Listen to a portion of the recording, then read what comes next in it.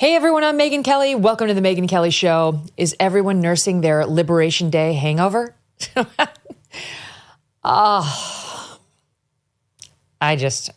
Okay. There's going to be a bunch of tariffs. Pretty much everyone is against it. There's a strain of diehard MAGA that is open-minded to doing something in a different way, because while the system has worked well for the top 1%, it hasn't been working that great for the folks in the Rust Belt. I, for one, say we give President Trump a chance. There's no way he's going to let a bunch of economic pain rain down on the country for the next 3.5 years without doing anything about it. He's talking about short-term pain for long-term gain. We got the full announcement last night from Donald Trump about his new tariff plan. It's basically 10% across the board for all countries and higher on top of that, depending on whether you're tariffing us or if there's some sort of trade deficit between our country and yours, even without tariffs, that we find unfair. Like there are certain regulations, for example, in Japan that make it virtually impossible for us to sell certain cars there because we will never pass the regulations. Is that fair? Is it hard to get a Japanese car in America? So Trump is jacking up tariffs on Japan, not necessarily based on their tariffs, but based on a trade deficit because of regulations they've put in place that make it impossible for us to compete over there in the way they can here. That's what he's trying to rectify. The defenders of the free trade world say, yes, all of that sounds good on paper. The unfairness is a very easy argument to make, but net, we're still the strongest economy in the world. Because of our free trade, we actually don't make a lot of things domestically and won't start to just because of this plan. And that this is going to cause what's called stagflation, where inflation goes up and the economy slows. And eventually we could see job losses. They're predicting all doom and gloom. Why don't we give them a chance? Why don't we see how this changes things? Because over the last 25 years, our manufacturing industry has been gutted. It's been sliced in half. In half. You know, I heard Adam Carolla talking about this the other day, and it was a good point. He said, as you know, half of LA burned. And he was like, you know who's out rebuilding it? Men in excavators and dump trucks with bulldozers and shovels and bricklayers. Men like that are going to rebuild the Palisades. Men who nobody in the Palisades probably gives two shits about. That's the truth.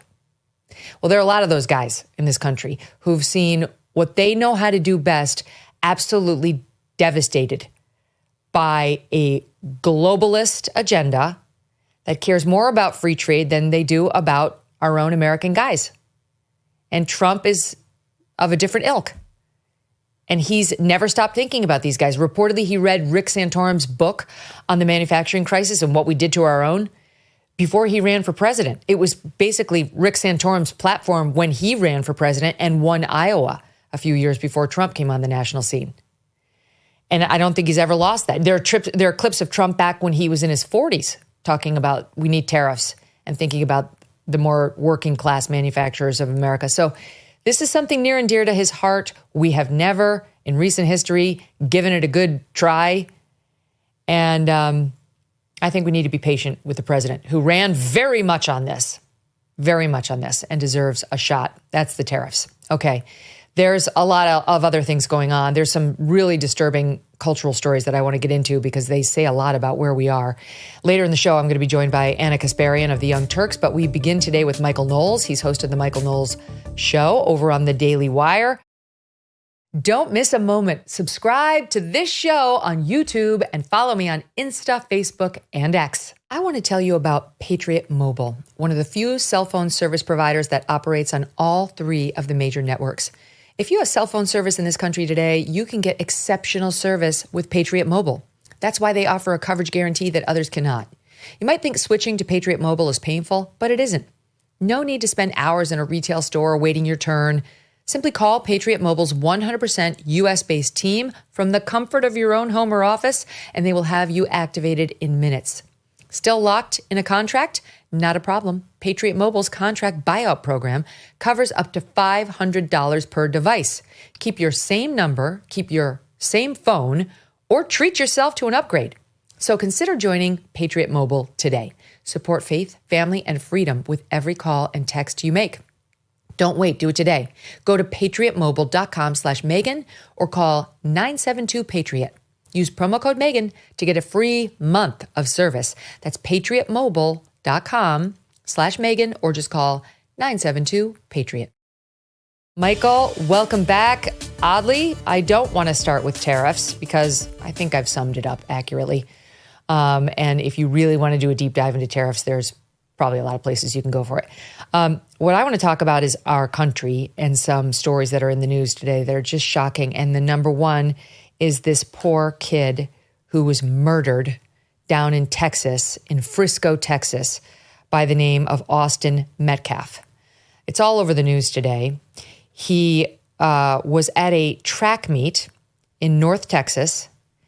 Just reading here from WFAA.com, a local source there in Frisco, Texas. It happened around 10 a.m. at a university down there, Frisco High School. Sorry, it was a Frisco High School track meet, but it happened at a university championship track meet. And it was being held with these independent schools present.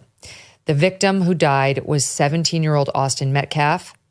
He was a student attending Frisco's Memorial High School. His twin brother, Hunter, was there as well. He went to sit down and found another student in his seat from the sound of it and said, "That's my seat," or something to that effect. And that other student reportedly turned around and stabbed him in the heart. This kid who got killed was 17. He had a 4.0. He was a football star. Sorry. And he was dead, it seems, very soon thereafter. His twin brother held him as he died and was barely able to speak about it. And the father, who seems like an extraordinary man, Michael, comes out and speaks to the cameras about what happened to his son. Here's a bit of Austin's dad. Take a listen. I'm not trying to judge, but what kind of parents did this child have? What was he taught? He brought a knife to a track meet, and he murdered my son by stabbing him in the heart. The guy was in the wrong place. They asked him to move, and he bowed up. This is murder. I don't know. I know they have someone in custody. Yeah, we do. And you know what? I already forgive this person. Already? Already. God takes care of things. God's going to take care of me. God's going to take care of my family. That poor man. His name is Jeff Metcalf. Already he's forgiven. It happened yesterday. This happened Wednesday. They have a suspect in custody, identified by police as Carmelo Anthony, a 17-year-old student at Frisco Centennial High School. He was taken into custody on a murder charge. His bond has not yet been set. This guy, Anthony, played football for the school Centennial and indicated on social media pages that he had been offered scholarships to play football for several smaller schools. This is just incredible. So he had some sort of hope in front of him, the suspect, Carmelo Anthony, that he played football, and that on social media, at least, he was claiming that he'd been offered scholarships to play football for several smaller schools. And now this other kid, who appears to be completely innocent of doing no more than asking to have his seat, is dead at age 17 with nothing but promise lying in front of him and in the arms of his own twin brother. There's an element to this that must be mentioned, and that is that the assailant was black and the victim was white. And one thing that's very obvious to all of us is if the races were reversed, you wouldn't just be hearing about this on this show and a handful of others. It would be blanketing the national airwaves coast to coast. But it's not, because honestly, white boys' lives don't matter. Your thoughts, Michael? The fact that you even have to walk on eggshells to state this obvious fact about the case shows you, in no small part, how we got to this place in the first place. It's just a horrible story. What amazing grace from this boy's father, who says, I already forgive him, which is to say, vengeance is mine, says the Lord, and I will repay. Their foot shall slide in due time. That is not to say that the boy should not be arrested, prosecuted, imprisoned for life at least, if not more. And, the very fact that that has not happened is part of how we got here in the first place. This question, how was this boy raised? Well, you're not allowed to ask that question. When specifically from the racial angle, which the establishment media will not speak about. They probably won't speak about the case because of the races of the perpetrator, the alleged perpetrator and the victim. Yep. One is said that we cannot ask how we got to a place where 70% plus of black children in the United States are born out of wedlock. We're not allowed to ask that. That's politically incorrect. It's none of your business. Well, it is my business because I live in society and there are obviously downstream effects. I don't know the particulars of this guy's family situation. Maybe he just he went totally off the handle. Maybe he had some mental health crisis or something. We're not allowed to talk about these things either. We have to now elevate insanity as some kind of social currency, or even pretend that patently absurd things are true. That's pushed by our elite culture. If the boy ever did show any warning signs at school, that cannot be punished. That you could probably get the teacher in trouble if a person of a favored demographic is ever punished, brought to the school counselor, even if it would be for his own good. We're not allowed to talk about any of these things. And so, in a very real sense, political correctness, the leftist, especially racial ideology, has created this environment. And the most insidious part of it all is that the elites who are going to be chattering about this today will never have to face the consequences of these kinds of behaviors, policies, and ideology, because they're going to send their kids to the really fancy rich school where everyone has two parents and an intact family and violence is not tolerated, and they will be totally insulated from the effects of their radical social engineering. Meanwhile, the people who don't live in the gated communities, the people who have to live with the effects of not punishing perpetrators, not looking out for red flags and putting kids into course correction and education. The people who won't even arrest criminals on the streets, who instead, when you have a case, to use a recent example of Daniel Penny, for instance, on the New York City subway, protecting innocent people from a perpetrator, what is the very first thing that the liberal prosecutors do? They go after the good guy who was protecting the bad guys. Because of all of this, you have real victims of, in this case, a 17-year-old kid had his whole life in front of him. In this case, the boy's family, who looks around, and the tragedy on top of the tragedy here is that these kinds of incidents are all so predictable. What kind of rage and emptiness, I guess, is in the heart of a boy who would stab another young man in the heart for asking for his seat back? I mean, the hair trigger that would be required there, the bundle of anger and just a lack of any engagement in society, any commitment to the social contract by which we all live, right? This is just so beyond the pale. Like, murders happen, and we understand that's a part of life, unfortunately. People have vendettas against one another. There are serial killers out there. People get angry and overreact, but that usually, Michael, you can see the circumstances. You're not justifying it, but you understand, okay, it was manslaughter, it was the heat of passion, or it was some gang hit, or it was a mob hit, or it was, just some sort of long vendetta between the two, or it was a cheating spouse. There's something where you don't accept, but you can at least understand.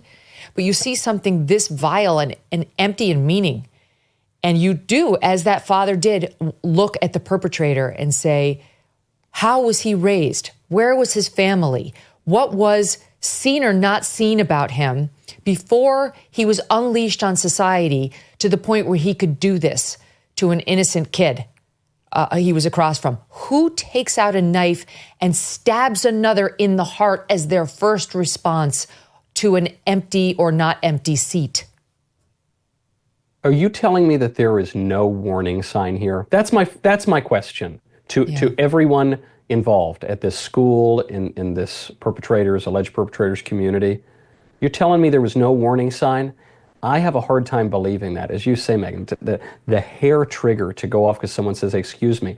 And by the way, I think a lot of people have seen this kind of thing from individuals where you just know, often, you won't even go approach them on the street. You just know the all of the red flags, all the warning signs. But in this culture, we're not allowed to mention that. We're not allowed to condemn certain social arrangements and pathologies. We're not allowed to say that growing up in a two-family home, for instance, where the virtues are cultivated and the vices are suppressed, that's better than the alternative. Frankly, we're no longer even allowed to admit that there's a difference between vice and virtue. Certainly when you add the racial aspect into this, then you're not allowed to say peep whatsoever. And so the people who ignored those red flags out of cowardice and radical ideology, they have blood on their hands, and not just in this case, but in many similar cases around the country. How many more of these kinds of incidents are going to have to occur before we gain the courage and the clarity again to say, certain social pathologies really need to be suppressed. There are better ways to live. It's not just you do you and I'll do me. We live in a society. And so when people get married, that affects me. When people get divorced, that affects me. When people have children out of wedlock, that affects me. When people have children within wedlock, that affects me. When the law is enforced, that affects me. When the children are educated in a proper way, that's going to affect me too, because I live in society, all right? And I, as a citizen in this country, and as a person with conscience, as a rational creature, have a right to express how we ought to live for the common good. That view has been so shunned from society, certainly by the left, and it's been tolerated by the right. And this is the totally predictable result of that. There's so much in there. That everything you said is brilliant and important. The Black Lives Matter Plaza in Washington, D.C. was just scrubbed and taken down. Here we are 5 years later, right? Almost exactly 5 years later, right? George Floyd was the end of May in 2020. And what did that group accomplish? What the number of cancellations that they pushed for, all about cops. It was all about what these allegedly racist cops were doing coast to coast, just hunting black men, right? Isn't that how LeBron put it? What's happening with the lack of fathers in several black homes, not every black home, and this isn't about black people. There are black people listening to this show right now who are as outraged over this as we are. But there is a problem with fatherless homes in a large portion of the black community. And where is the push on that? Where were these black leaders, Patricia Cullors and the others, to try to do something about that, which actually would have helped black kids and all kids have a safer future? The people to blame here, for creating these kinds of conditions are not only the ones who look the other way, but yes, as you mentioned, these really bad actors who have pushed terrible behavior, who have encouraged the worst kind of lawlessness that is contrary to the good of the individual and to the good of society, and who have been given grants and prizes and all sorts of plaudits for it. I remember walking by that BLM Plaza in D.C. I thought this is such another level of social degradation. Not only are we tolerating this kind of disordered behavior, but we're actually exalting it. We're saying this is a great thing. So people are going to be led. This is where the hyper-individualism of the left and the right just totally breaks down. We are social creatures. We've known that since good old Uncle Aristotle. And so we're going to follow the leader. We're going to behave in ways that our neighbors behave. And so we have a real question before us, which is, what kind of country do we want to live in? What kind of society do we want to live in? That is your business, all right? The society that we grow up in is your business. You as a citizen have a right to certain standards. And so when you look at all of the risk factors for this kind of behavior, Fatherlessness, of course, we've talked about. The soft bigotry of low expectations, as it's called in education. Exactly. The encouragement of vice and the mockery and dismissal of virtue on the grounds that, we can't be moralizing, or we have a separation of church and state, or whatever kind of ahistorical nonsense the radical left pushes. The consequence of that is that you're going to live in an increasingly anarchical kind of society that isn't good for anyone. It damages the people that it supposedly intends to help. You certainly saw that with BLM. But let's not forget the innocent people here as well. It also damages the innocent, and that is deeply unjust. And if the government can't do something about that, then the government is shirking its chief responsibility. It's not totally dissimilar from what happened with the Nashville shooter, that woman who went into a lower school and killed 6 people at the Covenant School in Nashville, March 27th, 2023. We don't say the name of the mass shooters here, but it was a woman who was having gender dysphoria and was trying to become a male, or wanted people to think of her as a male. And this was the case in which our audience may remember they refused to release the manifesto. They said it would be too disturbing, it would be too dangerous. And then about a year plus ago, Steven Crowder got his hands on at least a piece of the manifesto and released it. And this woman had all these bizarre trans fantasies involving having male sex, like she would be the male with her stuffed animals, and how if she would just go up to heaven after committing all these murders, she was sure God would put her in a boy body. Completely whitewashed. Like, the media did not want to, the cops, nobody wanted to talk about the trans element of this woman's craziness, of her insanity. And now they finally concluded their investigation on this Covenant School killer, and they release a 48-page report, which does not include the word trans. It does not include the word trans. It has other passing references to some gender issues, but it's completely downplayed. It's like it was, basically not relevant to it. This is a little bit of the reporting. Despite needing more than 2 years to complete its investigation, the police department confirmed that this person acted alone, and during the attack itself, no one around the killer had knowledge that she was planning the attack, although her parents knew she had thoughts about killing her father. They found that her parents, her mental health providers, and the firearm retailers who sold her the weapons bore no responsibility and had no prior knowledge of her plans. And now they state in this conclusion that she didn't leave behind a manifesto, Michael, because it wasn't laid out in one single document. That there's all sorts of justification for this. Listen to this. They write, early in the investigation, it was suggested that this shooter left behind a manifesto detailing her motives and intentions. By definition, a manifesto is a mission statement or other document written and disseminated by an individual or group to enumerate or expound upon the guiding principles and beliefs that inform their actions. Regardless of length, a manifesto is a single document that outlines all the factors, intentions, and objectives of an individual act or a series of actions. In this case, a manifesto did not exist. The shooter never left behind a single document explaining why she committed the act, why she specifically targeted the Covenant, and what she hoped to gain, if anything, with the attack. Really? Now they've been saying for 2 years that it would be too dangerous. They didn't think we could handle it. It's too disturbing. Now suddenly it's, it didn't exist because it was in the form of multiple documents and not just one. I feel like we're looking at parallel stories in a way here, where the shooter, the killer, is in a protected group about whom you are not allowed to say certain things or ask certain questions.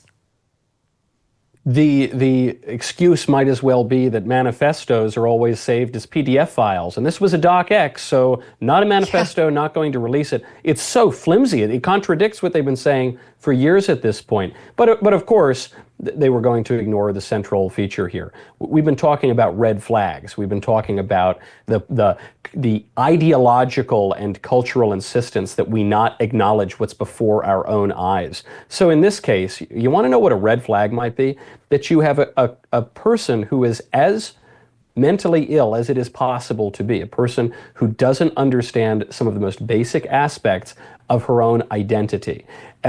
I would like to know that as the parent of someone who is at a school. I would like to know if there are really crazy people, people who not only have a flawed perception of reality, but who are part of a group that is singularly violent and committing violence not only against others, but notably at unmatched rates against themselves. A group of people that has a real problem that a caring society would try to fix and remedy rather than affirm and make worse. That's the sort of thing that I would like. But that has to be ignored because the culture tells us that we have to exalt falsehood and we have to deny truth. So then, when one of these people flies off the handle, we all have to act surprised.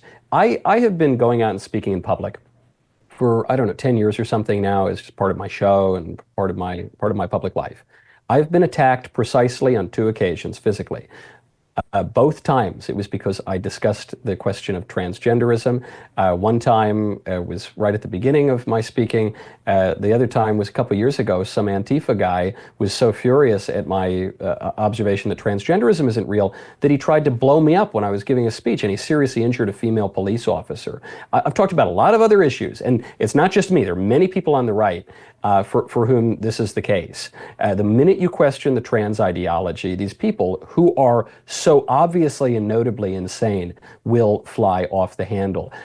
Can we say that? I'll probably be censored from social media for acknowledging that right now. But let me just ask the people who insist we're literally that we not talking about reality. a so-called trans person who killed 3 6-year-olds and 3 adults. It's absolutely factual in the case that we are discussing at this moment. Please keep going.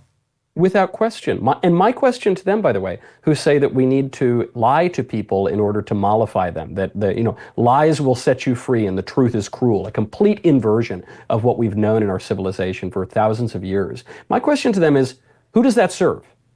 Is the trans-identifying girl who shot up the school and then was happily killed by a police officer, is she better off because of that? How about this kid, the perpetrator just yesterday, who murders a 17-year-old promising kid because he flies off the handle? Is he served well by just ignoring red flags? And that guy's life is over as well, and he's got to live with the grievous sin of having taken another life. Who benefits from living in a society full of lies? Nobody does. I mean, it's a total Faustian bargain. Give up the truth, live in lies, and then at least some people will be happy. And the conclusion of it is none of us are happy, and the whole society is degraded.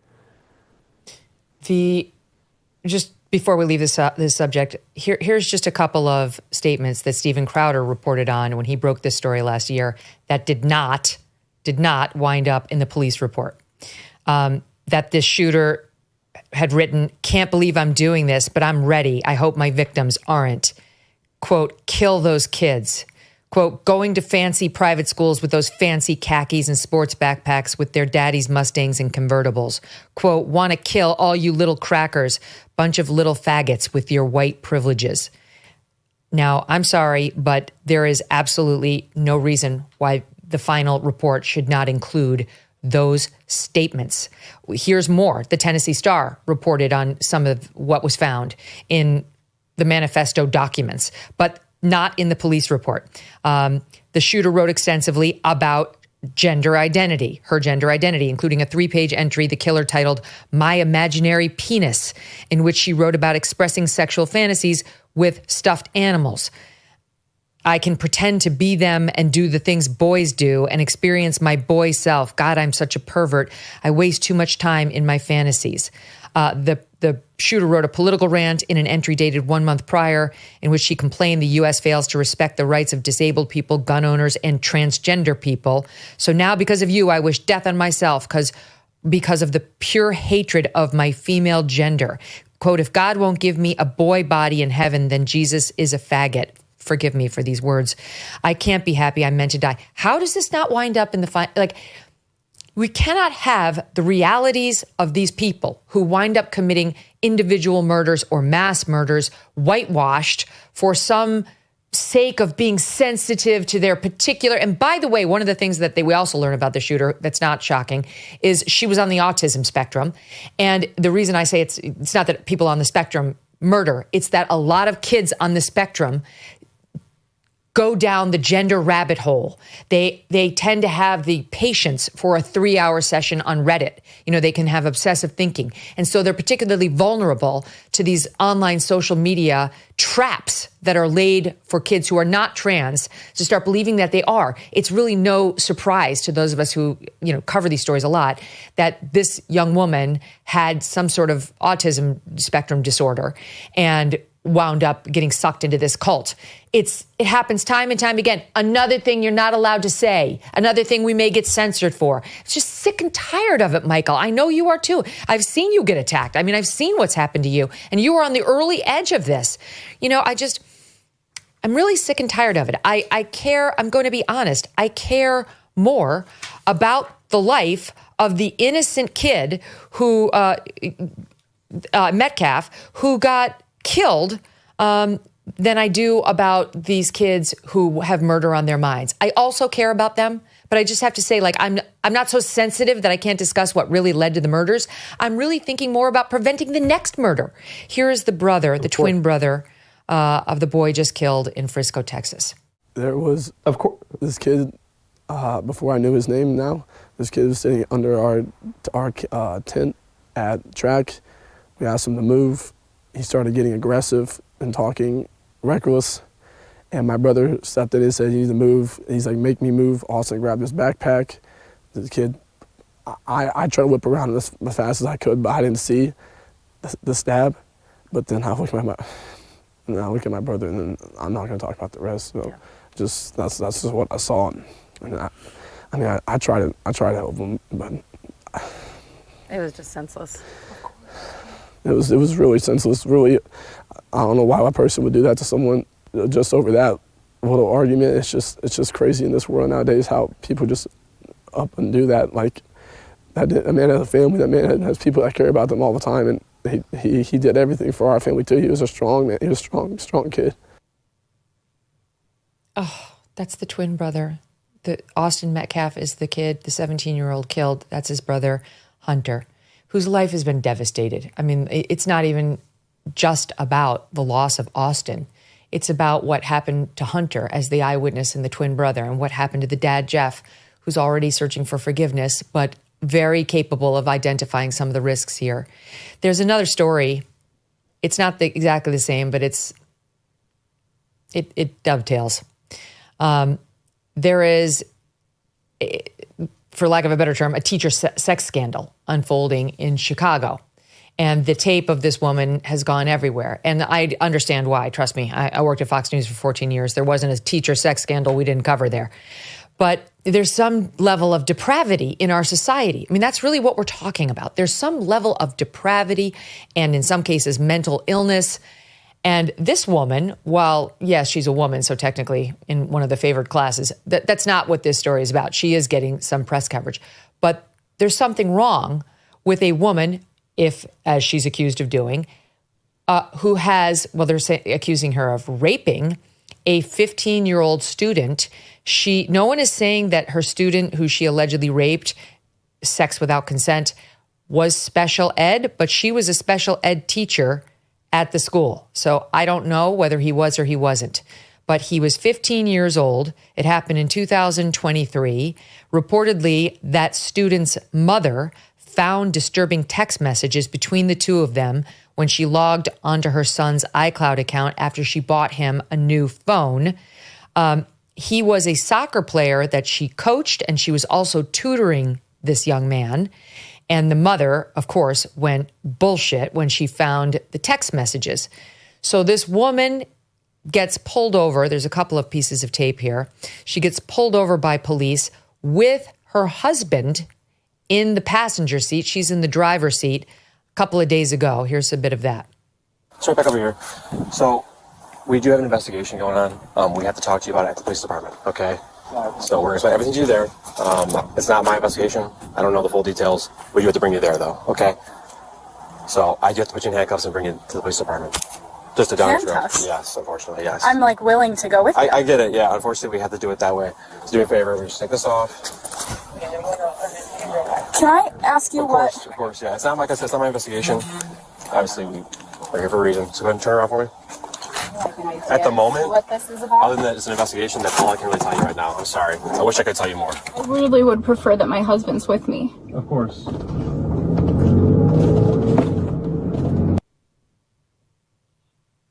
Okay, so she's very angry that the husband can't come with her.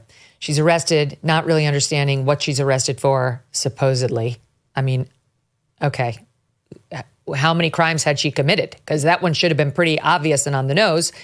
And then there's tape later where it's dawning on her what she's in trouble for and what's about to happen to her. Here it is. I'm feeling I'm going to throw up.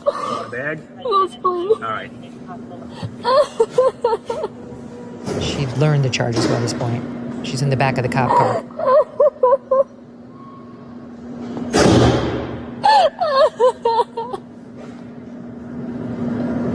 Oh my God.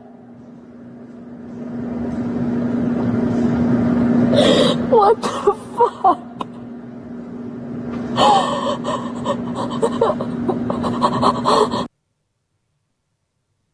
What we won't see is the video of this boy's mother crying at night in her bed, I am sure, the night she discovered that this had happened to her son.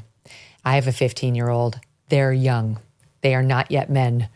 They are coming of age at age 15. This is absolutely disgusting. She, just to complete the narrative, is denying that she sexually assaulted the student. She said, quote, everyone comes after her because she is good looking. That's the quote, because she is good looking, according to court documents. She was arrested earlier in March, on March 16th. She confessed to police that she cared too much about the student, but claimed he broke into her phone and sent these problematic text messages as blackmail, that I guess she wasn't participating in the back and forth. She claimed that one day he grabbed her phone unattended, had entered her passcode, because, yeah, my 15-year-old certainly knows the passcode of all of his teachers' iPhones, had sent the message to his own phone, had then deleted the message from her phone, and had saved it to his phone as blackmail. The messages included as follows. Her writing to him, I love you so much, baby. Even though this morning was short, it was perfect. Student responded, I know, baby. It was perfect, baby. So perfect. She wrote, I love having sex with you. It's a pretty good admission for the prosecution. Student responded, I know, baby. I love it so much. It feels so good. It's so passionate. It's so intimate. It's so perfect.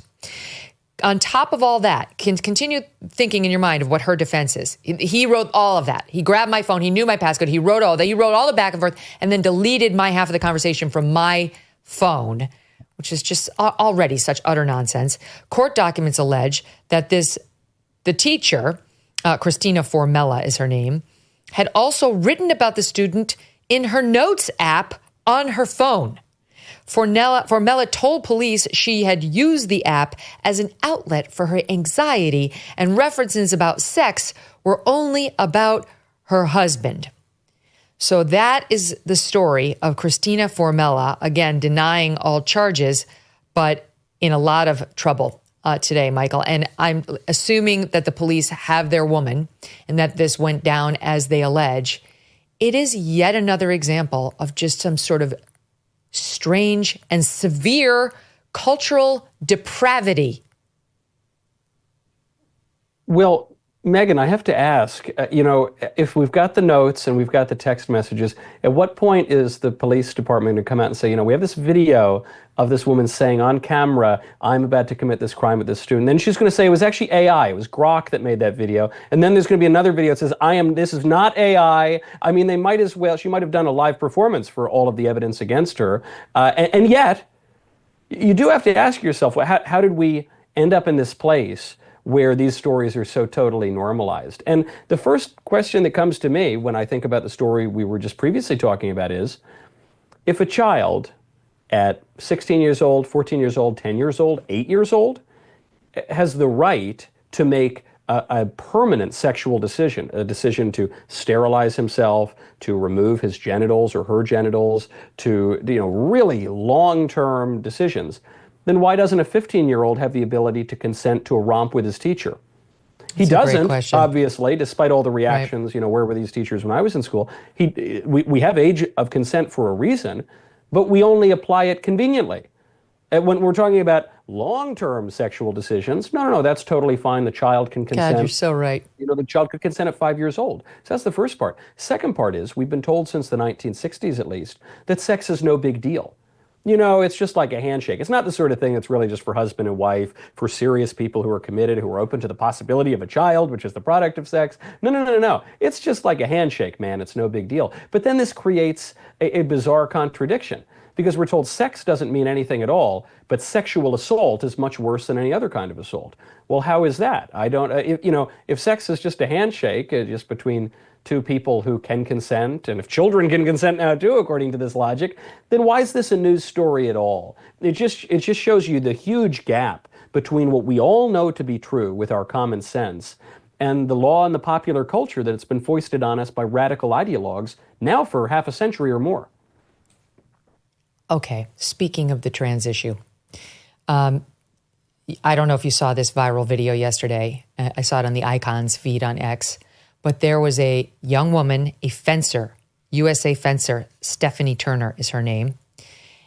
And she was competing in a fencing match and for USA Fencing as part of it. And she was placed up against a male, pretending to be female. And look at this, Michael, she took a knee. She took a knee. She refused to fight.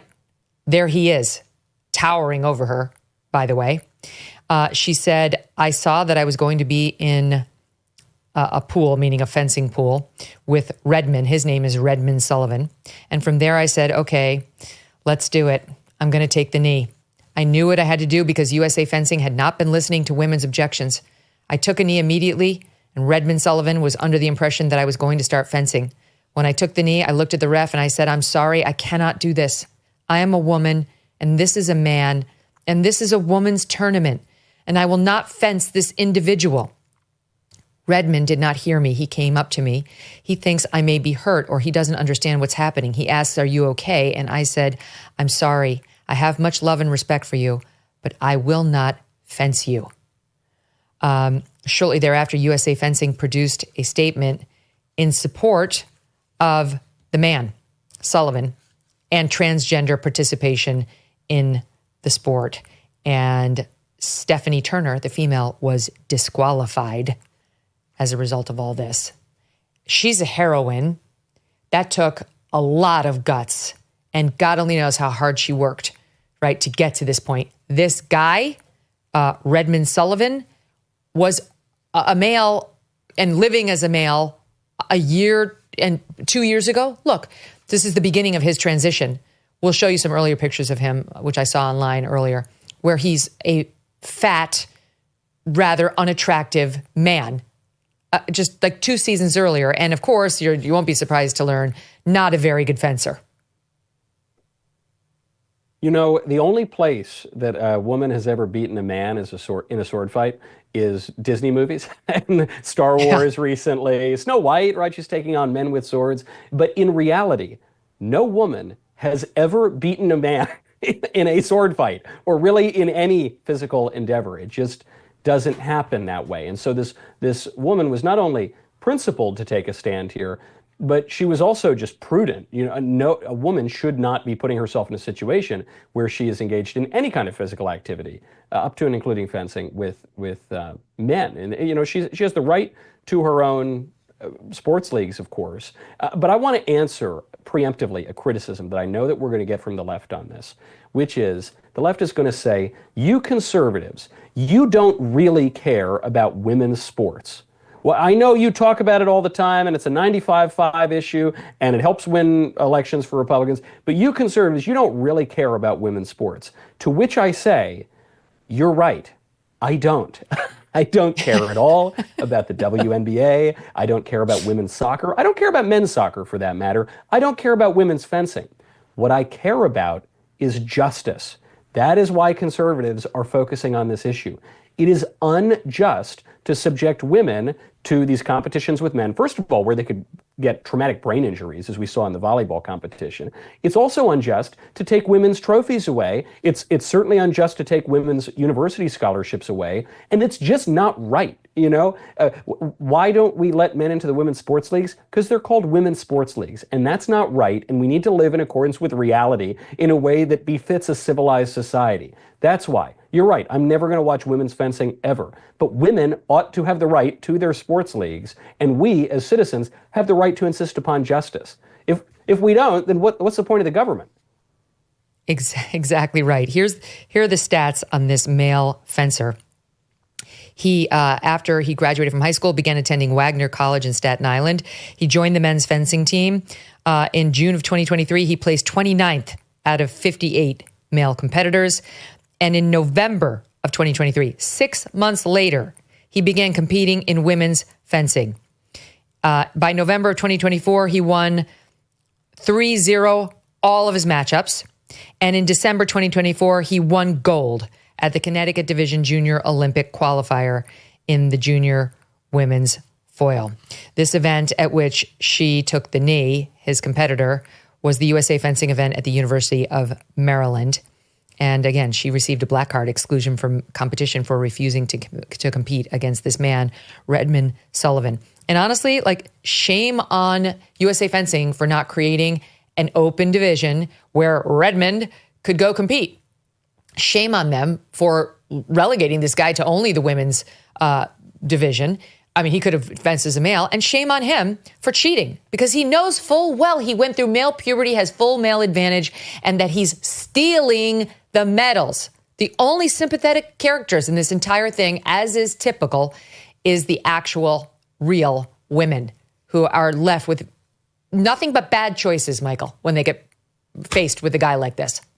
Well, and then the question for U.S. fencing and all of these other sports leagues is, okay, what are they going to do about it? Could they, as you suggested, make a third league? You get the men's league and the women's league and then the trans league. Well, that probably won't work because you got two kinds of trans, the man who identifies as a woman and the woman who identifies as a man. And so because they're still really men and women, you can't have them fighting each other. You're just back at the same problem. So, okay, you could have the Trans League 1, the M to W Trans League, and then the W to M Trans League. But then, of course, what about the people who don't identify as men or women? What about the people who are pansexual? You're just going to have to make it the TQ. It's going to have to be the TQ lane.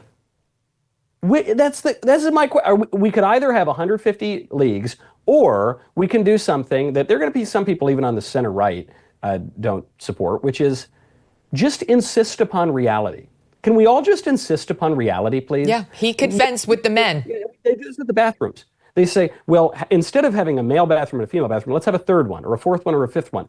No. How about we just have two? Because they're only men and women, and they can't change. And let's just be real, and you have to act normal because we live in society. I got to get this last one in. The woman who played Elphaba in Wicked, the movie, she just won an Academy Award for the performance. Cynthia Erivo goes by they, them, and explained why at the GLAAD Awards this weekend. It isn't easy. None of it is. Waking up and choosing to be yourself, proclaiming a space belongs to you when you don't feel welcomed, teaching people on a daily basis how to address you, and dealing with the frustration of reteaching people a word that has been in the human vocabulary since the dawn of time. They, them. Words used to describe pedantically two or more people, poetically, a person who is simply more. What do you make of it, Michael? It's exhausting. Reminds me of Mama Cass. Just to be yourself is the hardest thing to be. And I thought, no, that's not true. Like being a mathematician's harder probably, or a welder, or like a marathon runner, or it's actually not that hard to wake up and be yourself. And the irony, of course, is the people at this awards gala are insisting upon not being themselves and not living in accord with their Plus, true it's like nature. when you're going to hijack a pre-existing term in the English language, like they, them, and try to make it mean something totally different, yeah, you're probably going to have some splaining to do. This is the thing. Unless these people are multiple, we my name is Legion for we are many, which is a totally separate problem, by the way. Then we need to live in accord with reality, because at a really basic political level, if we all have the right to our own subjective identity, then we can't communicate with each other. We can't know anything about each other, and we become grunting, roving bands of baboons. Even worse, because we deny our own natural instincts, and society becomes totally incoherent, as you may have noticed, Megyn, it has. Yeah. Listen, it's a pleasure to see you, my friend. This is a disturbing string of news, but an important one. We got to keep an eye on ourselves. Michael Knowles, thank you, sir. Pleasure's all mine, Megyn. And even with all the crazy weather in Nashville, I'm glad I could beam into you from my home office. And I hope my screaming children at least made a good starring run on the show for the audio. Oh, God. So everybody's safe. Everybody's safe, other than my poor wife who's chasing toddlers around the home. But everyone else is good. Okay, good luck with that. It's a pleasure. Gosh, Nashville's really getting hit right now. So yeah, Michael had to move from his studio to his home. We appreciate him making it. Coming up, we're going to have Ana Kasparian of the Young Turks. A lot to get to with her, and a lot more to get to with all of you. Thank you so much for tuning in and staying with us. We'll be right back. Think of the last movie that made you think, that changed you, never mind possibly inspired you. Angel Studios is bringing those kinds of films to the world. Movies like Sound of Freedom, Homestead, Bonhoeffer, and Something to Stand For. Movies that honor God, celebrate patriotism, and lift our values. And right now, when you join the Angel Guild, you will get 2 free tickets to see The King of Kings, a blockbuster animated film about the life of Jesus in theaters this Easter. This is a chance to experience a powerful film that's making waves and changing hearts. With a 95% average audience score on Rotten Tomatoes, Angel Studios films are high-quality, family-friendly entertainment that teaches values like freedom, self-reliance, and unity. To stream their films and to help Angel bring more stories to the world, go to angel.com/Megyn. And that'll help you become a premium Angel Guild member. As a member of the Angel Guild, you get to vote on the stories that matter most to you and your family. Become an Angel Guild member today by going to angel.com/Megyn. And when you become a premium member, you will get 2 free tickets to The King of Kings in theaters this Easter, only with Angel Studios. I want to tell you about something exciting our friends over at Law and Crime are doing on YouTube.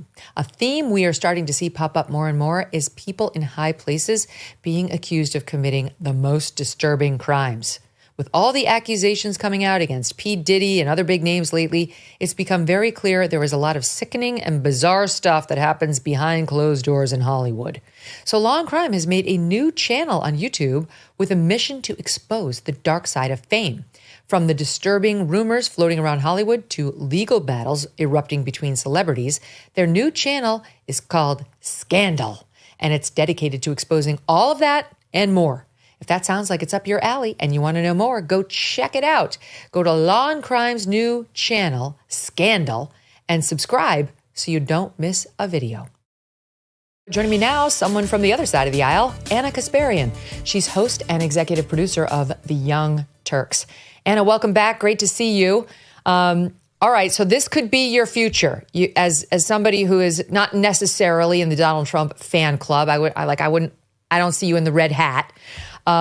You too, if you know Kid Rock at all, or even I think I could do it, could get invited to the White House to sit down with Donald Trump. He brought Bill Maher. He was on Bill Maher's show. He convinced Bill Maher to go to the White House to the satisfaction of no one. No one wanted to see this. It's kind of like when Mika and Joe went to Mar-a-Lago. And Bill did it, even though he really doesn't like Donald Trump. And he says he's going to talk about it on his show. I guess he's off this Friday, but I guess the following Friday. But in the meantime, we're getting a flavor for what went down because Kid Rock went on Fox and Friends the next morning and said this. Me, Bill, Dana White, and And it could not have been better. Everyone was so surprised, so pleasant. The most shocking thing to me was, Bill's obviously a very big liberal, been very hard on the president, but he's donated a lot of money to other politicians. You've had Biden, Clinton, Obama, everybody. He had never been to the White House, and the president was so gracious. He took us up to the private residence. We saw the Gettysburg Address in the Lincoln bedroom, and I was like, "You've never been here, Bill?" And I was like, "How about this? President Trump, extending this olive branch," and we talked about things we had in common, ending wokeness, securing the border. The president was asking him what he thought about policy, going on with Iran and Israel and things. It just it blew my mind. It was, right. I was, very, very proud. Amazing. And by the way, it was also added that Maher showed up with a list of terrible things that Trump had said about Maher. And he showed it, I guess, to President Trump, who signed it and gave it back to him. Wow. Classic. Anyway, yeah. So what do you make of it? Because the left is very unhappy with Bill for doing this. I don't know that the right is loving it either, but I think they're used to Trump doing this now because he's had a parade of liberals come to him, from big tech people to media people. So what's your take on it? Well, I have some experience with this, not necessarily meeting with Donald Trump, of course, but, the culture where you're not supposed to talk to the other side at all. I mean, I've lost friends for my willingness to come on shows like this one, because I think it's important to have these conversations. I do think that there are areas of common ground. It doesn't mean you need to be a Trump supporter, but Trump is the president of the United States, meaning he's meant to represent everyone, including individuals who did not vote for him. And if the left in general is unwilling to even have a conversation with anyone on the right, including the president, well, how are you ever going to expect him to consider the issues that matter the most to you? So I actually think opening up dialogue with individuals you disagree with is more important than just existing in this echo chamber where you're going to hear everything you want to hear, where your ideas are going to be validated, and quite frankly, where the lack of challenge to your ideas will make you quite weak and unappealing eventually to the electorate. Do you think, I know Bill loosely. I've been on his show many times. I really do think he can't stand President Trump. I mean, he truly has got like a sincere case of the TDS. But he did this, which was extraordinary. So do you think there's any chance he comes out liking Trump? Knowing Bill Maher's values, it's unlikely. I do think that they have some common ground because of the fact that Bill Maher is willing to call out some of the pathologies on the left, some of the cultural issues on the left, the closed-mindedness and stuff like that. So I think that finding that common ground is important. And I think that's what kind of opened up this situation where they can sit down and have a conversation with each other. But that doesn't necessarily mean that Bill Maher is going to be like a red hat wearing Trump supporter tomorrow. It just means that at least he had a dialogue. Maybe he's better suited to understand where Trump is coming from and vice versa. It's just an important thing to do when you have two major public figures who disagree with each other come together. And I think what Kid Rock said about the importance of healing the country is very much true. Again, you have two very different sides, but is there a way that the two different sides can work together where they have common ground and also not engage in this really disgusting fear-mongering and dehumanization that we've seen in this country for the last several decades in regard to the other side? We need to get past that because we need to bring Americans together. I hate the fact that we've been dehumanizing each other for so long. I'll tell you a funny story of how I met Kid Rock. It was 15 years ago. I was hosting an afternoon show on Fox called America Live. And I would go through the show email while on the air, like during the commercial breaks, and the audience would write in and kept it interactive. And an email popped up saying it was from Kid Rock and that he was in town in New York that night for his birthday and was wondering if Doug, my husband, and I could come. And it said where the party was. And it just had the ring of truth because it was specific. It had Doug's name, blah, blah. But I was also like, this has got to be bullshit. So I forwarded it to my booker and I was like, can you see if this is real? Because I actually am a fan of Kid Rock's. And so she got back to me and said, it's real. So that night, Doug and I went to this little bar that Kid Rock was having his birthday party in. We walked in. He was sitting there. He looked at me. He goes, holy shit, It worked. And we became friends ever after. So I really like him a lot. And he's gone, he's very pro-Trump now and he's MAGA, but he really was a political independent who was very open-minded. I would put him closer to like a Joe Rogan, who was maybe in a lot of ways more blue in his politics, but then we all lost our love and minds as a culture. And he's Kid Rock, for God's sake. I mean, there's zero chance that he is going to go woke. And that, among other issues, I think drove him into the arms of Donald Trump and MAGA. Yeah, I mean, look, I think that there are a few different things happening simultaneously, and I definitely played a role in it. And then once I realized how toxic it was, I tried to kind of reform the way that, the majority of people on the left think about engaging in dialogue. So if you want to have any influence or sway over people in positions of power, whether it be a member of the media, whether it be a politician, or even the president of the United States, you can't just close yourself off to talking to the other side, right? And if you do, then you're not going to have any influence. You're going to be part of your cutesy little exclusive club where you engage in purity contests and you purge people away or purge people out of your group. Whereas, I don't know, maybe I'm wrong about this, and I'm going to ask you. I feel that the right wing, whether they're doing it because of who they are, their own personal culture and how they value conversations, or whether they're doing it as a way of accumulating power, they bring people in. Even if there are some significant disagreements, if there are areas where they can find commonality or agreement with the other side, they're super welcoming and inviting. And that's how you build power. That's how you build power. I mean, you bring people in, you don't push people out. I totally agree with that. And I do think there's a reason for it. I think it's because people who are on the right spend their whole lives dealing with people who disagree with them. That's just society, while it's split, 50-50 or 55-45, depending on the era, Dem and Republican. And now that Republicans have the edge these days. But overall, liberals control the institutions. They've controlled the media for a long time. They control Hollywood. They control big sports. They control big corporations. So if you're a conservative or even just center right, like, you have to deal with them everywhere. And K through 12, not to mention college education, my God, everyone's liberal and they want you to be too. So you either need to be able to talk the talk or be able to politely engage. And as I always say, not make that the stakes of your friendship if you're talking about actual friends, because in where I grew up, you'd have no friends if you only waited for conservatives to come into your life, right? Like, I was living on the Upper West Side of Manhattan for the past 17 years. I wouldn't have a single friend if I waited for it to be all conservatives. And I didn't really want to hang out with my Fox people because while they were fine at work, it's like you don't want to fill your social life with media people. That's not where anybody wants to go.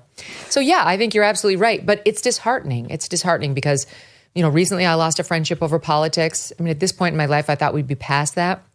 But as I've gotten more pro-MAGA, that's been like a deal breaker for some of my leftist friends. I mean, I'm not even pro-MAGA. I'm just someone who's willing to have these types of conversations, and I've lost friends over that. My core values haven't changed, but I also realized that on some issues, I didn't have all the information, and I changed my mind based on additional information I was exposed to. But, the cultish treatment of politics, I think, has been really, really toxic for this country. And if you're already at a point where you're automatically dehumanizing the other side or a member of the other side, you've gone way, way too far. And you're actually taking part in what's ripping the country apart. So I'm not a Kid Rock fan. I want to be clear about that. But the fact that he, out of all these people, was able to set up a meeting between Bill Maher and Donald Trump is admirable. So I'm glad that Bill Maher did it. I hope that he doesn't get too much backlash because I don't see him as someone who's going to, go out and start cheerleading the Trump administration. But I don't either. He's leading by example. Having these conversations is important. Yeah. And Trump's ripped on him too. I mean, it's been a mutual non-admiration society. So perhaps there'll be a thaw. To his credit, Bill Maher is a comedian who still wants to be funny. He does his monologue every week. He rips on both sides. He's genuinely looking to make people laugh, and he's really good at it. Okay, so do we take this over into the field of romance, though? Our general mutual philosophy of don't rule out somebody as a friend or somebody you'd speak to because of their politics. Because there's this viral video, I'm sure you saw it going around on the internet, I saw it on X, but I'm sure it's on Insta and TikTok and all of them, of this liberal woman who says she broke up with her boyfriend over politics. And this has engendered so many strong feelings in the comments section. Wherever it gets posted, here's a bit of it in South 38. So I am obviously, like, very much, everyone knows that I'm a liberal woman. My brother's gay, all my friends are gay, also, like, abortion rights, female rights, but anyways, so I would, like, always ask him, I'd be like, what's your politics? Like, where do you lean? And he was just like, well, like, socially, I'm a liberal, but economically, I'm a Republican. Fuck that. Okay, fuck this. This is my last straw. Again, I'm a very liberal woman. I have to date someone that is on the same page as me because I can't disagree with someone on something that is so important to me for the rest of my life. I fully respect Republicans. I understand that you want to vote that way, but for me, I don't want to marry you and I don't want to date you. So we ended it. And no regrets. I've been single ever since. It was awesome. It's been awesome. Like virtually every man I follow on X had the same response. Dodged a bullet there, man. Congrats. Mm-hmm. Can I just, before we get to the substance of I won't date a guy who doesn't share my politics, she's extremely unlikable. She's caustic. She's smug. She said there's an arrogance to her. Like, it's my way or the highway. I know better. I mean, you're disgusting because you don't agree with me politically. Like, there's a disdain, even though, half the country disagrees with her politically. A lot of really good, beautiful people disagree with her politically. Why is that associated so often with these liberal women who do these posts on social media? Well, I have seen a lot of posts like that. But look, I'm just going to say she seems to know herself and what she wants really well. And she's going for it. So go for it. I actually don't have any ill feelings toward her at all because she's determined. I'm unwilling to move even an inch on my politics.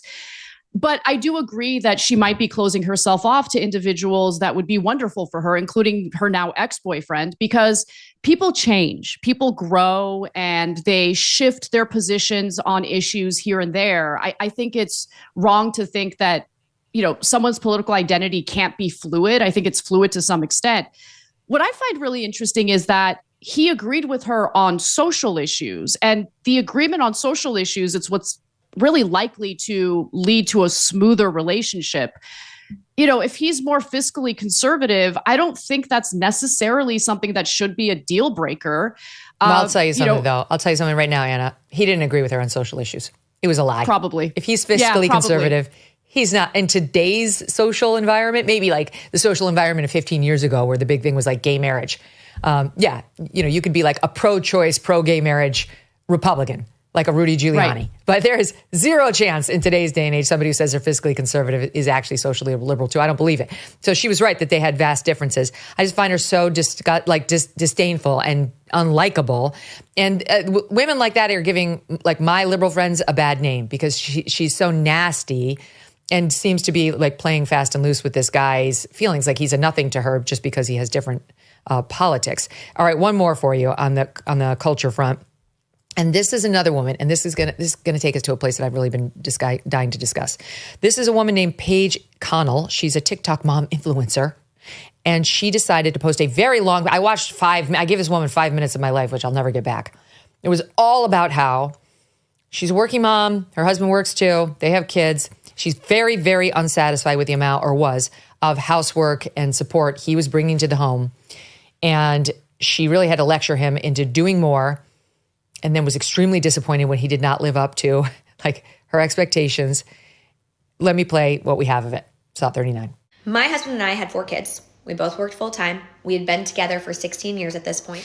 And on paper, I have an amazing husband. But I was incredibly frustrated and burnt out from our marriage and from motherhood. And when we have kids, women tend to carry a disproportionate amount of the work in the home, the work of raising kids, and the mental load. And about 3 months after my 4th baby was born, I remember looking at my husband and saying, I need more. I need you to do more. And I said, okay, something that would make my life easier is if in the mornings when I came downstairs with the 4 kids, because I do mornings by myself, the dishwasher was emptied, the dishes were put away, and the trash was taken out. And so, of course, he does it.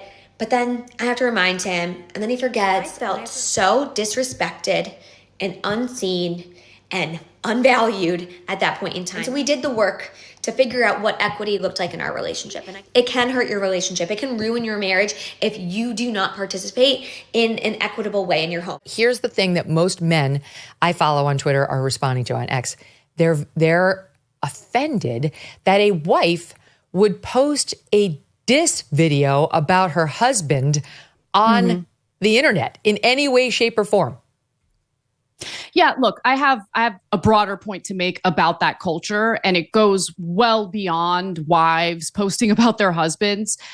Please stop airing your dirty laundry on social media. Honestly, have a little bit of respect, a modicum of respect for the people in your personal life, even if you're in the middle of a feud with them. How about respect their privacy and work it out privately? You don't need a bunch of random strangers chiming in on your relationship. I would never in a million years do that to my husband or my friends or to my colleagues, which has been done to me many, many times. I think it's disgusting. It shows a lack of maturity. Have the conversation privately. Work out your own drama and your own issues privately. So that's point number one.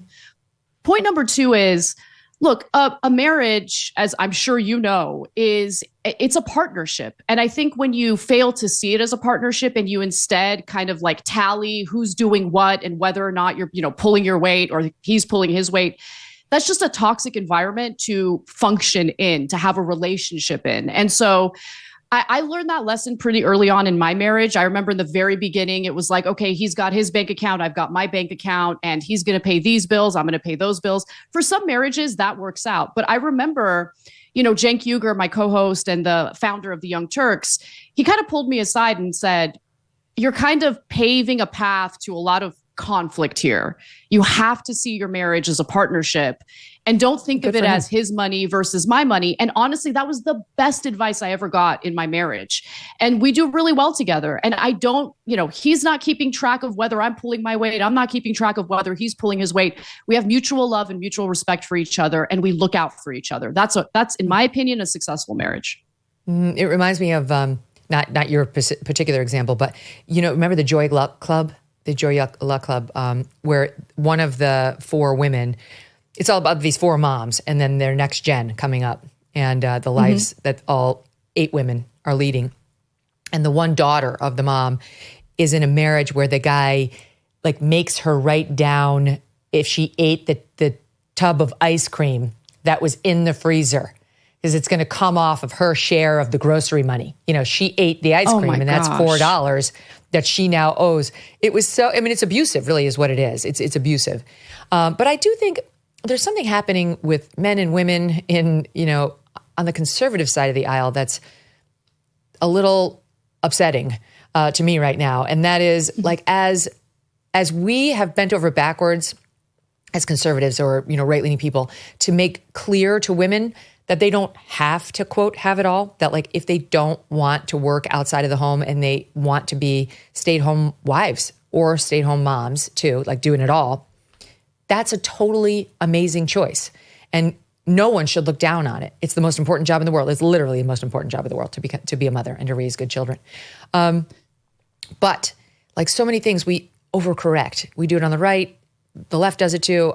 And what's happening right now on the right to some extent is it's morphing into, and there's something wrong with somebody who works.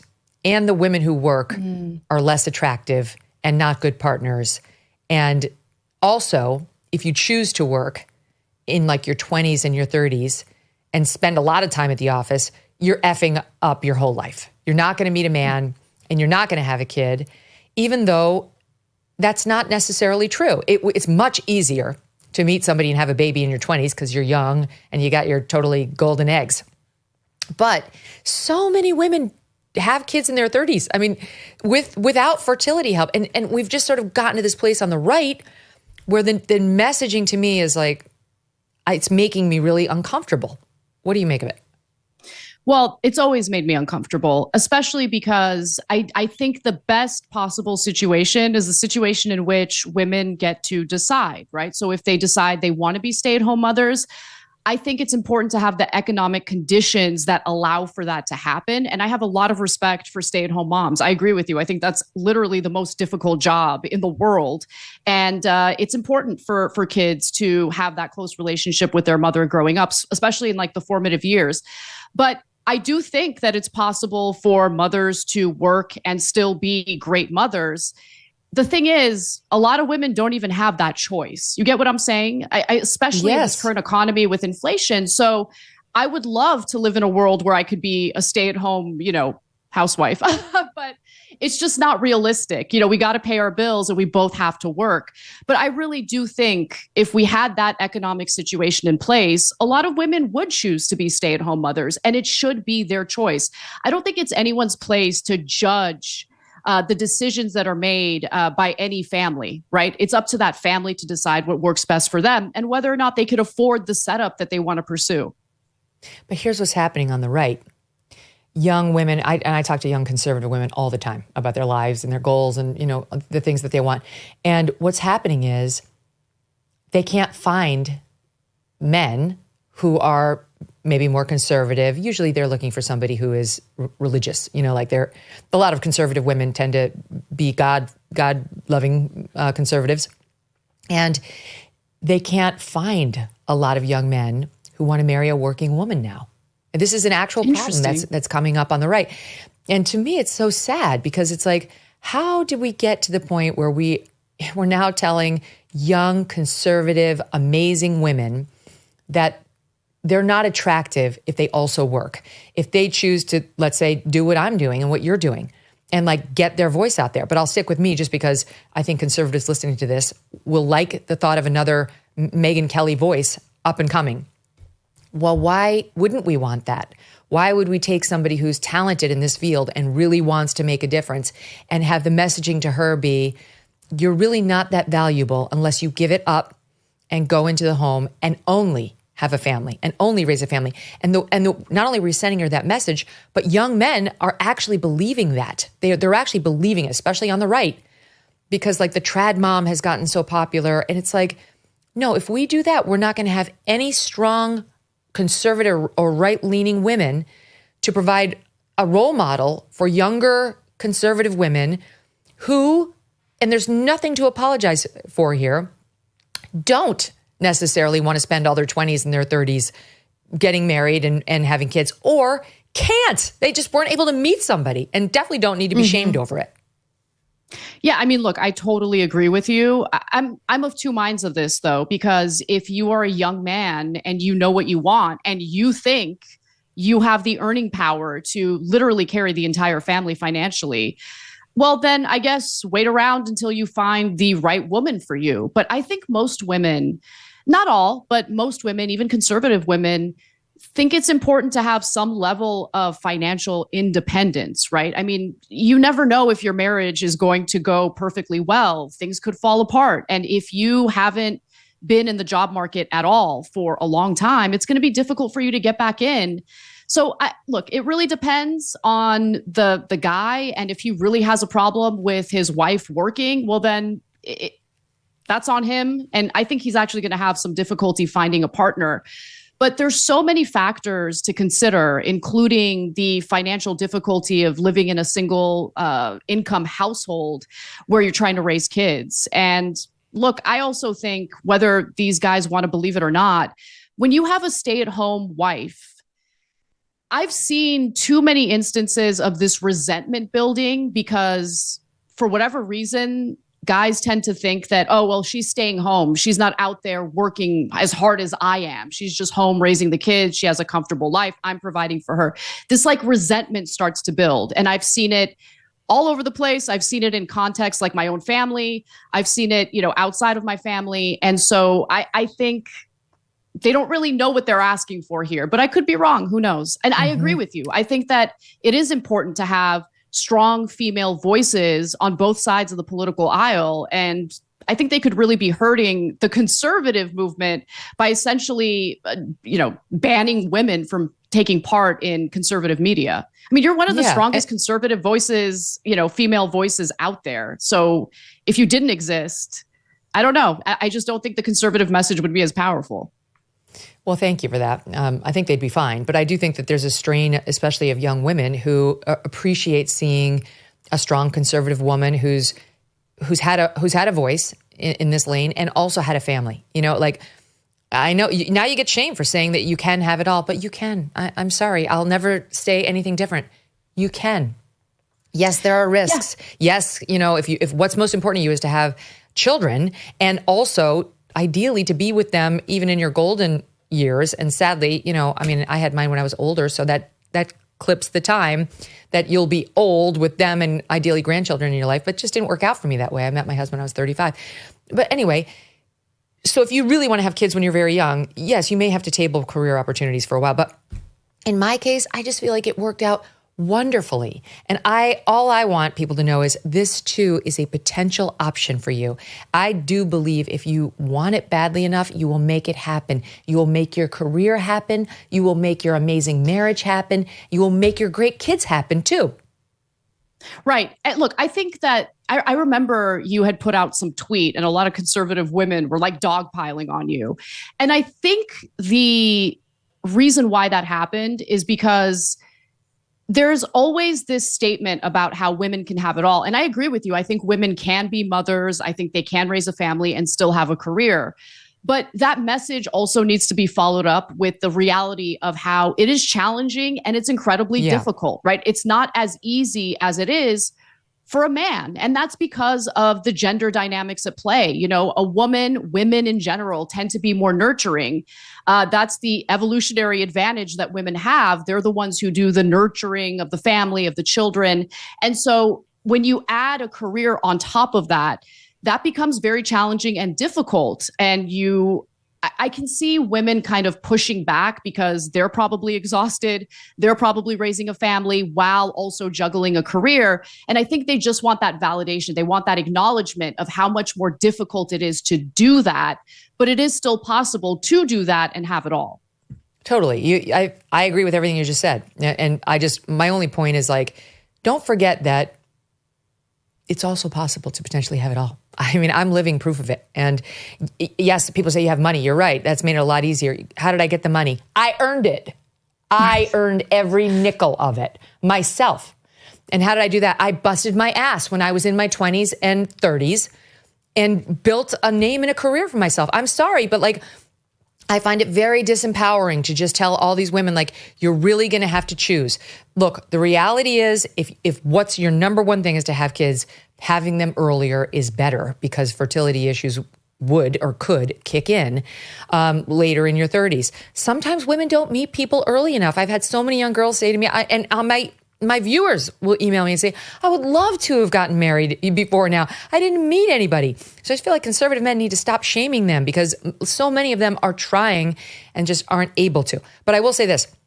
The tweet that I sent out about you can make your own fortune, you can get your own swanky New York City apartment and also find somebody who wants to be with you on Valentine's Day and have children with you and stay with you was in response to Ashley St. Clair, the Elon alleged baby mama. That was about her because that to me is not an okay choice. You want to bang a billionaire and have his kid? Whatever, that's between you and the billionaire. But then you may not play the victim when he doesn't turn out to be Prince Charming on Valentine's Day wanting to spend his day with you. Shock, shock. It's not actually a loving partnership. You know, she clearly wanted to have his child and get on the Elon support program. Her earlier tweets make that clear. So she did it. That's it. She got exactly what she bargained for. And I don't feel sorry for her at all that he doesn't want to be a good boyfriend to her and may or may not be dicking her around. I mean, he's claiming he's not, but whatever. That's my point. Yeah. Well, I actually have a question for you because, look, I'm personally disgusted with the fact that he's like having all these children with different women. And for a long time, you know, that was one of the areas where I agreed with conservatives, right? Like conservatives would be pretty judgmental toward men that would act that way or behave that way. Now, I see that very differently from someone who established a family, but for whatever reason, the marriage falls apart. They unfortunately get a divorce. And then later on in life, he finds someone else and has another family, right? I don't want to be too judgmental toward people like that. Life happens. It is what it is. But with Elon Musk, it's like he's intentionally having children with different women. I don't think that's something to celebrate. And I'm kind of shocked that conservatives haven't been more willing to kind of, criticize him for that. And I get, by the way, I agree with you with Ashley St. Clair. What did you expect, Ashley? He had already had a bunch of children from different women prior to you having his child, allegedly. We don't know for sure the paternity, and he's called it into question. But I don't understand why it's okay to celebrate a guy who's this careless and irresponsible with bringing children into this world. I don't even know it's carelessness. I mean, I think in this case, it may have been with Ashley St. Clair, if indeed it's his child. But with the other women, it's like most of these are IVF babies, at least the ones who have come in the past few years.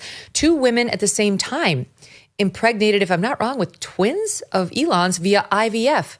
So very clearly an intentional choice by all involved. Right. I don't know what that's about. If I ever get to interview Elon, maybe he'll tell me. But I know he's like seriously committed ideologically to slowing population rates. He really feels that there's a societal responsibility to repopulate. And I know it's like the joke, he's doing his part, but I actually think that's what he's doing. Now, what happens to these babies who grow up without a father? That very valid question. I don't know the answer to that, and I don't think I like the answer to that. I think the reason most people give Elon a pass is because he's just such a larger than life figure who's about just so much more than his personal life that it almost just gets shrunk. It's like talking about Thomas Jefferson with his affair partner. It's like, we don't really care. He's Thomas Jefferson, for the love of God. Like, some people are so much larger and doing so much good for society, depending on your viewpoint, that it just seems like minutia. It seems petty and small ball to pay attention to those things. But wait, I want to say one other thing about Ashley St. Clair, because she got back into the news on, it was just the other day. She was like trying to sell her Tesla because she's claiming she's a pauper now. Here she is.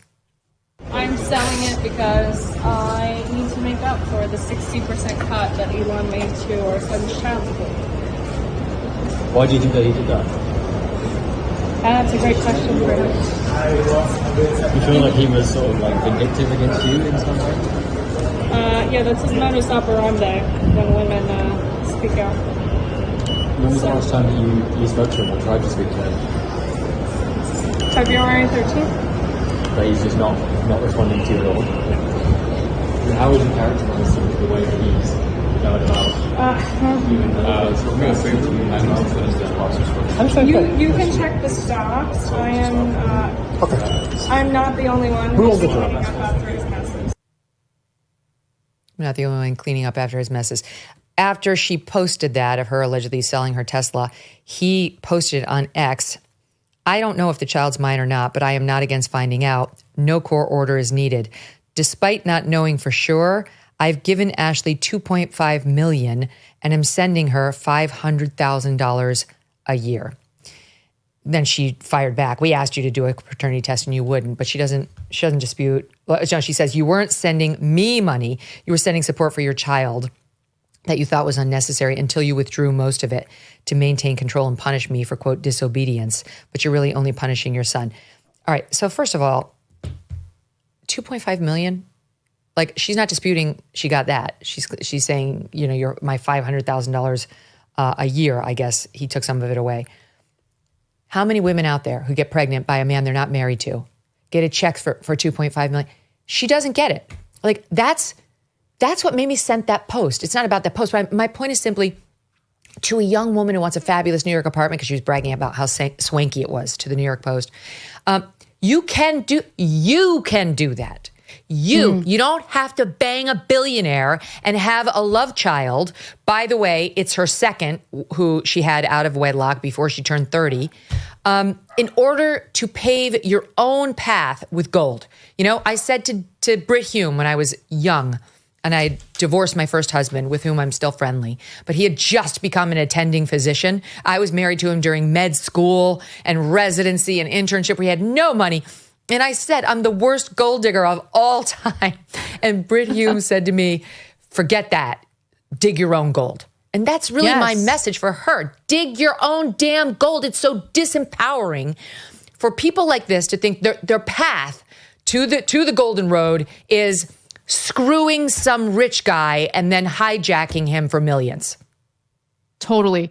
In Armenian, there's a phrase, it's called tsak achk, and that means when you are eyeing other people's wealth, when you're eyeing other people's hard-earned, income, and when you want it for yourself, you want to take it for yourself. And so, growing up, I just remember my parents really instilling in me, don't look at other people's money, don't look to take from others, look toward the future and how you can build for yourself. And I'm really, really grateful that I had that upbringing because I love freedom. Okay. And honestly, in America, in any capitalist society, freedom means you're able to earn your own living and you're not reliant on anyone else. You're not reliant on your husband.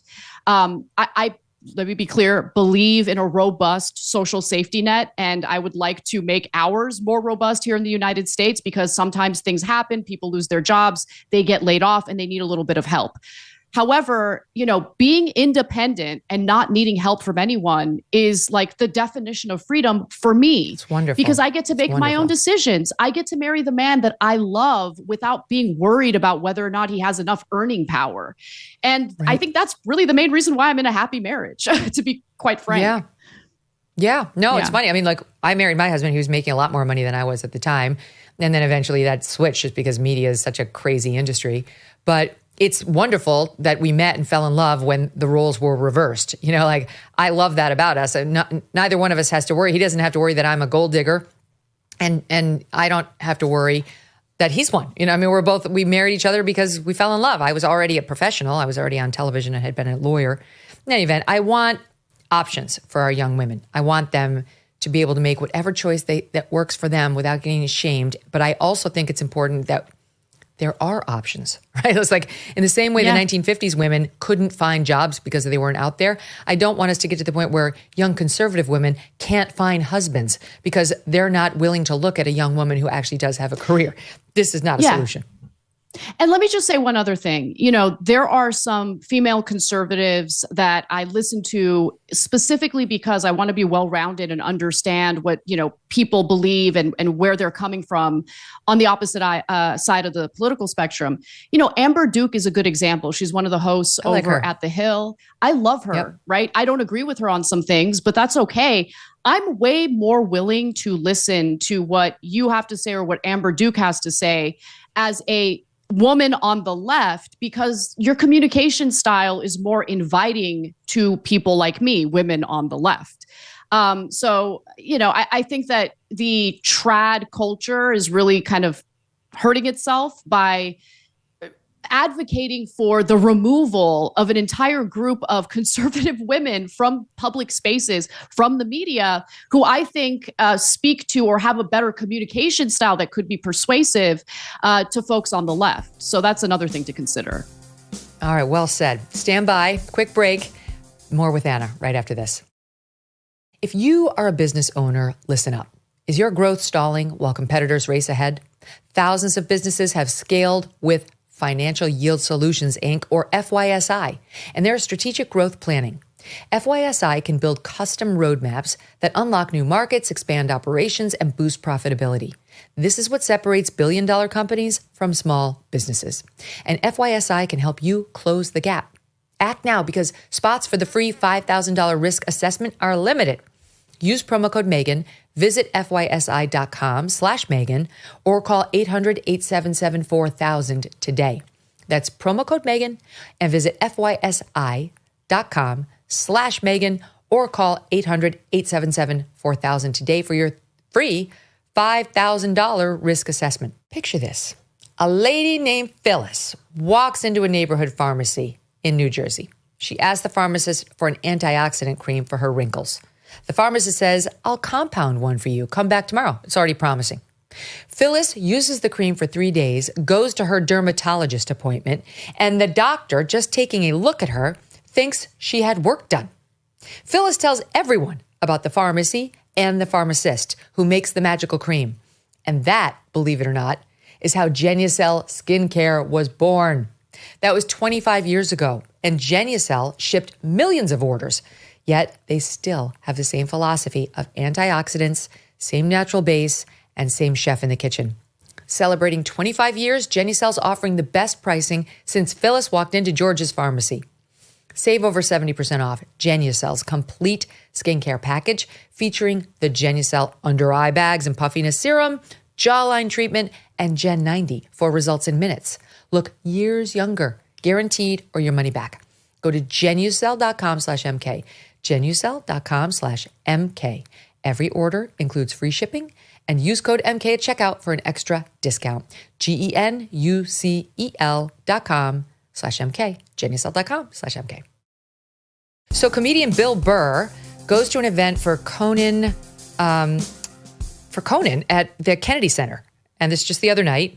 And Conan O'Brien. And he gets asked on the red carpet a couple of political questions by random reporters. Bill Burr has made multiple political comments before this moment. But look, the man acts like he's had a bad case of amnesia. He doesn't know why on earth they'd be speaking to him about politics. Watch. Tell us about your reaction to Luigi Mangione. I was reading up, that perhaps you've been supportive of what he did. What is your take on that? If you were reading up, I don't think you read up on it. Because I said what I felt about it, and I said what a lot of people said. Some people took it that way. So could you clarify what you think? No, I'm not going to just have some controversial moment so you can get clicks. I'm not doing that. I'm here for Conan. I'm not doing all of this. You said about Elon that he was ruining Earth, I saw on The View. You're critical of him. What do you think of all the boycotts, like even the violence? I don't watch the news. I don't watch the news. I have no idea what's going on. I watch Instagram. I watch people wipe out on motorcycles. I watch lions and hyenas fight each other. This is the things that I do. You're a journalist. Comedians are on top of current events. No. That's weak. That's you guys passing the buck. You guys need to have balls again, which you don't.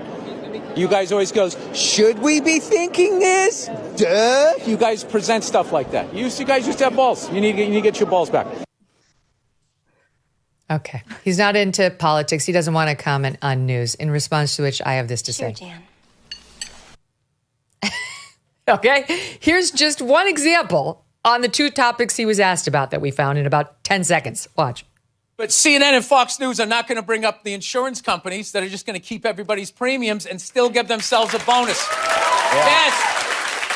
Free Luigi. I love how they acted surprised. Why did that happen? I have no idea. He wrote on the bullets why it happened. Oh, we're back to Luigi. Okay, yeah. I never left Luigi. Why does Elon Musk dress like he just got out of a Hot Topic?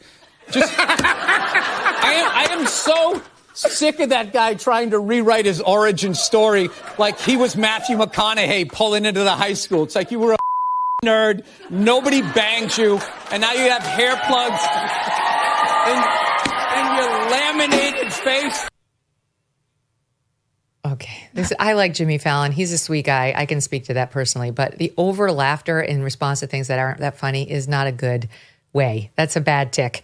Anyway, what do you make of Bill Burr suddenly, I guess, what? He doesn't want to talk politics anymore? I found his jokes a little funny, but I'll say this: he saw the Mike flag. It was the Newsmax Mike flag, and he didn't want to give them anything. That's all that was. He just didn't want to give them anything to broadcast. Maybe he doesn't trust them. Maybe he thinks they're going to take him out of context. Who knows? But to me, it was clear he didn't want to speak to conservative media. We're back to the earlier point we were making. There are like try living, life in my shoes, Elon's shoes, anybody named Trump's shoes. It's like that's all you get is an adversarial media with a mic in your face, right? It's like, why wouldn't you say isn't that who he needs to confuse or could convince, right, of his points? Isn't that the group watching Newsmax that he wants to get his message in front of more than anyone about Luigi and what a sympathetic character he is? I think there's this mistake made by a lot of folks on the left, and I want to be clear about how wrong they are. So I get that media representing the other side might be adversarial. They might ask you provocative questions. But I actually think there's a lot of value speaking to them, not because you're trying to win the host over or the reporter over, but because you are sharing your message and your beliefs with an entirely new audience that may not have heard the arguments that you are making. It's not about the big public figures that you're talking to. You're not going to win them over. That's clear. But you are sharing a message with half the country that might not have otherwise heard that message. So look, do you want to persuade people or not? And if you're not interested in persuading people, that's fine. But I would venture to say that if you are in the public making political arguments, the reason why you're doing it is to persuade people. What's the point of just preaching to the choir and just talking to people in your echo chamber? It's more effective to talk to people you disagree with. This is one of the reasons why I just sat down with the New York Times. And this and the desire for votes is the reason Kamala Harris went on Fox News with Bret Baier, which was real. We watched it with our own eyes. It didn't go particularly well, but I bring her up because I have to ask you about a report that just hit from courtesy of, let's see, it's Real Clear Investigations. Yes. Yeah, it's Lee Fang. And he revealed that all those brat videos, God, how many do we have? One, we'll just show one. Here's a remix, SOT 24. My mother she would give us a hard time sometimes, and she would say to us, I don't know what's wrong with you young people. You think you just fell out of a coconut tree? You exist in the context of all in which you live and what came before you. These are just videos of her hysterical laughing and now dancing. This is the rebranding of Kamala Harris. I love Venn diagrams. Oh, God. I really do. I love Venn diagrams. And what Lee Fang has found is that all of that was bought and paid for.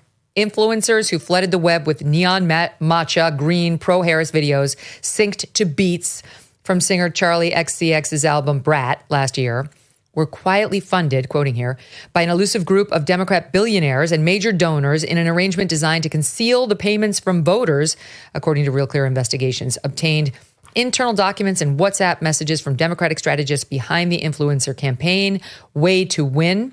One of the major donor groups behind the effort spent more than $9.1 million on social media influencers during the 24 presidential election. Payments revealed here for the first time. It's amazing. I mean, I'm not sure we thought it was organic, but what we're learning more and more is that any piece of praise she got was either purchased or given under duress by people like Barack Obama. Well, it's interesting because I do think both sides of the political aisle do this to some extent. It's an effort to kind of make the candidate appear more popular than they really are. And it has a bandwagon effect, right? Where some voters who might not be as politically engaged will see this manufactured popularity, but they won't know it's manufactured. And they'll think, well, a lot of people like this guy or this gal, so I'm going to cast my ballot for that individual. But I think things have changed in our political environment where people are a lot more engaged because there's a lot on the line. They have a stake in the game, whether it's the economy or something else. I just think that the Democrats being obsessed with that billionaire money is what has led to them being failures in the political system.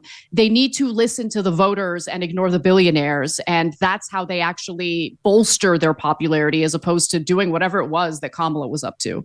I mean, it's really unclear. It reminds me of when I was in high school. We had a high school sorority. And you had to wear this very silly outfit for the whole scrub week of like your pants rolled up above your knees and a white polo shirt just hanging and tube socks pulled up high. And by the end of that week, some gals like who were younger in high school who didn't know any better started wearing that outfit because they actually thought it had caught on because all these girls were. Yep. That's what people who spread the lie Kamala is brat. That's what happened to you. You bought the campaign as real, hook, line, and sinker, and now should feel somewhat embarrassed and go back to your normal tree-torn sneakers and Palmetto jeans with the stripes in the front. Anna, a pleasure. Again, I hope you'll come back. Thank you. Pleasure speaking with you. We'll see you soon. And we are back tomorrow with Mike and Dave talking about the political legal issues. The IRS is the largest collection agency in the world. And with April 15th fast approaching, it's more aggressive than ever. If you owe back taxes or have unfiled returns, waiting is not an option. April 15th could mark another tax year that has passed you by. So the smart move is to get ahead of it now. But listen, Never contact the IRS alone. Instead, you could let the experts at Tax Network USA handle it for you. Why? Well, not all tax resolution companies are the same. Tax Network USA has a preferred direct line to the IRS, so they know exactly which agents to deal with and which to avoid. With proven strategies to settle tax problems in your favor, whether you owe 10 grand or 10 million, Tax Network USA's attorneys and negotiators have already resolved over $1 billion in tax debt. Speak with one of their strategists today for free. Don't let the IRS control your future. Call 1-800-958-1000 or visit tnusa.com/Megyn. That's tnusa.com/Megyn. April 15th, just around the corner. Act now before the IRS acts first.